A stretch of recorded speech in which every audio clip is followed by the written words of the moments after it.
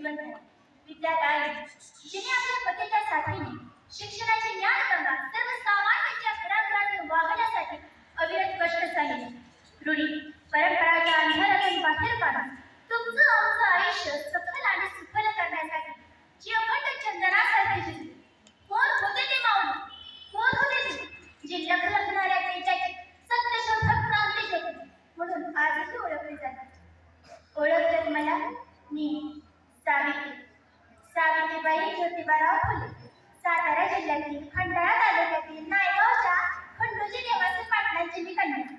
वयाच्या 9व्या वर्षी ज्योतिराव गोविंदराव फुले नावाच्या माणसाशी माझे लग्न झाले. हळूहळू माझ्या लक्षात आले, ज्या माणसाशी माझे लग्न झाले आहे तो कोणी सर्वसामान्य माणूस नाही, तर लाखो करोडोंना जगण्याची ऊर्जा देणारा एक क्रांतिसूर्य आहे. 1 जानेवारी, होय, शनिवार दिनांक 1 जानेवारी 1848 रोजी आम्ही पुणे जिल्ह्यातील खेडेवाड्यात सर्व धर्मीय मुलींसाठी पहिली शाळा सुरू केली. भारतीय माणसासाठी देशात सुरू केलेली पहिली शाळा होती. आणि मी पहिली शिक्षिका आणि मुख्याध्यापिका सुद्धा. शिक्षण हे दूध आहे मागेलीचं आणि हे दूध आता मी माझ्या लेकरांना देणार आहे. शेपटासारखं जगल्यात तर काम तमाम आणि वाघासारखं जगल्यात तर जगात नाम. कार्य खडतर होतं, चुकतीच होत, पण शिवरायांच्या मावळ प्रांतातील मावळ्यांचे आम्ही देखील वंशज होतो. घाबरणं किंवा कर्ज खाणं आमच्या रक्ताला मानवणारं नाही. सनातन्यांची मात्र धर्म बुडाला म्हणून बोलणे विसरू होतो. सर्वसामान्यांनी शिक्षण घेतल्याने कसा काय धर्म पडतो यांचा? इतका महत्त्व असू शकतो का यांचा धर्म? धर्म माणसासाठी असतो की धर्मासाठी माणूस? माणसाच्या प्रगती आणणारी प्रत्येक धून बुडाली काय करली का हाच काय उपयोग त्याचा? आमचं जगणं आणि मरण आमच्या लेकरांच्याच उन्नतीसाठी होतं. या झीज होती, हानी होती, अपमान होता, पण उद्याचे सूर्य घडविण्यासाठी आम्हा संसार होता. आम्ही त्यासाठीच तर बांधले गेलो होतो. शेठजींनी मला सांगितलं, सावित्री, आपल्याला खूप लोकांच्या डोळ्यातली आसवं पुसायची. त्यांच्या डोळ्यात स्वप्नांची नवी फुलबाग फुलवायची. त्यांना माणूस म्हणून उभं करण्यासाठी आणि शिक्षण दिलं पाहिजे. त्यांच्या दैवी अवस्थेचं दुःखाचं एकमेव कारण म्हणजे अज्ञान. शिक्षणाने हेच अज्ञान दूर होतं. माणसामध्ये प्रचंड ऊर्जा निर्माण होते. तो विचार करतो, स्वतःला घडवण्यासाठी, स्वतःच्या प्रगतीसाठी सतत धडपडतो. अशीच धडपडणारी, घडविणारी सृजनशील माणसं हवी आपल्याला आणि या देशाला. या भारताला गतवैभव प्राप्त करून देण्यासाठी शिक्षणाशिवाय तर उपाय नाही. आणि सावित्री, यासाठी आपल्याला काम करायचं. उद्याचे सूर्य घडविण्यासाठी आपल्याला शिक्षण द्यायचं. देशील ना मला साथ? मी निवड होकार दिला नाही तर प्रत्यक्ष सुरुवात केली. मुलींना शिकवू लागली. एक दिवस नेहमीप्रमाणे शाळेत जात असताना अचानक एक खट्टीकण माझ्या समोर आला. तो म्हणाला, ए टवळे, कुठं निघाली? आमच्या पोरीने शिकवणं बंद कर. तुला तुझ्या अप्रूप आहे का शिकवणं? कदाचित तो विसरला असा.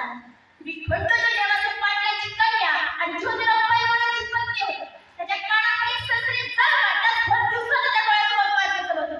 त्याच क्षणी त्याला कळालं, आज समोर आला, थोपाड फुटलंय, कुठाने समोरला, तुझ्या रक्ताला थंडी लागली. असा स्वतःला सावरत होतो सुट्टी पडले. मोठ्या हौसेने माझी होणारी प्रेम पाहण्यासाठी आलेले बघे त्याची प्रेम झालेली पाहता तुझं ते कुठे बोलते. आजवर माझ्या अंगावरती शेण फेकली, मी सहन केले. दगड फेकले, शिरा केले, ते गप्प आहे. माझा हात धरतो, मला धरते तो. आता मात्र माझ्या सोयीशक्तीचा अंत झाला होता. कामाचा व्याप वाढत होता. आता ठिकठिकाणी शाळा सुरू होत होत्या. आत्या, सगुणाबाई, फातिमा शेख आदींनीही या कामी मोलाची मदत केली. लोकांना शिक्षणाचं महत्त्व पटू लागलं होतं. तपासणीला आलेले इंग्रज अधिकारी मेजर कॅन्डी आणि जॉर्ज वॉर्टर यांनाही शाळेची प्रगती खूप आवडली. स्त्री कोणत्याही जातीची व धर्माची असेल, अन्यायाची बळी नेहमीच ठरले. हो, कोणत्याही बाईचा नवरा मयत झाला तर काही दिवस सती जायचं, तिचे केश मोकल करून तिला खोडकी काढायचं, तिला एकाच खोलीत डांबून ठेवायचं. हो, नवरा गेला हा तिचा दोष कसा काय असू शकतो?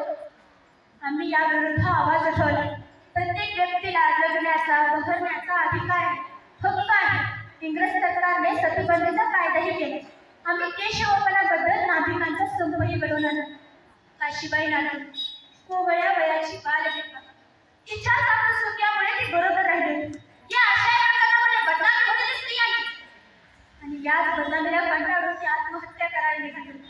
नाही, मला सगळे झालं, मला बरं द्या, मला सगळे झालं, मला बरं द्या. अशी गावावर तिने विनंती करणाऱ्या काशीबाईच्या पाठी आम्ही ठाम उभे राहिले. तिचे आई बाबा झाले.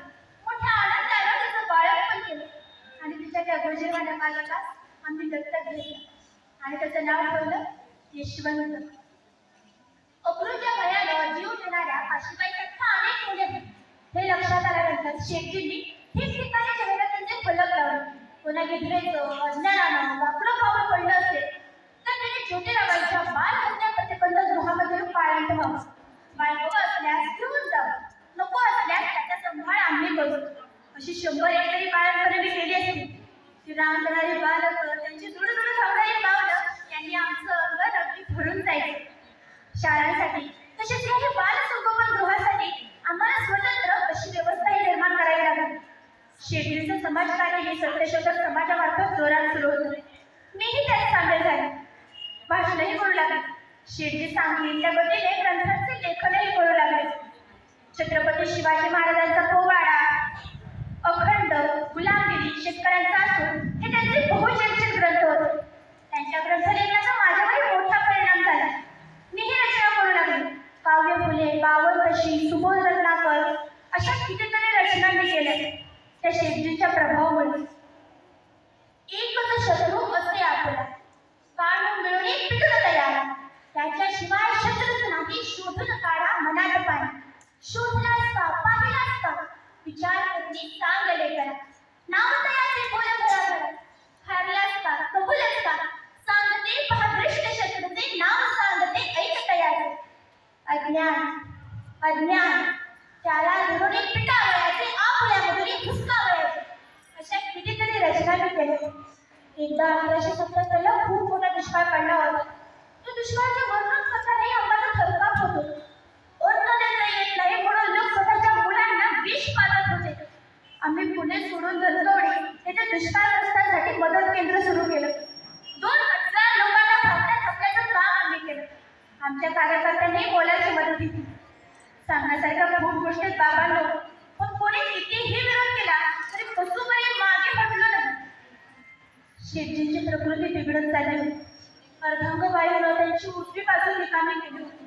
पण त्याच परिस्थितीत त्यांनी सार्वजनिक सत्यधर्म हा ग्रंथ डाव्या हाताने लिहिला आणि अखेर शुक्रवार दिनांक 28 नोव्हेंबर 1890 रोजी शेठजी आम्हाला सोडून गेले.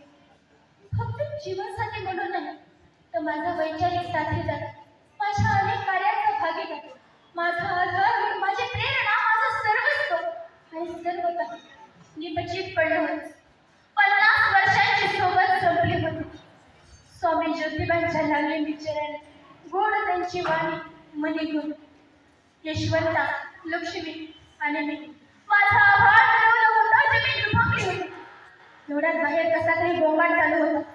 महादेवाने स्वरूपा आपल्याला अवळी कोणी द्यायचा, खांदा कोणी द्यायचा, टिटली कोणी करायची यावर नावाने चर्चा करत होती. यशवंत आमचा नाही, आमचा मुलगा नाही.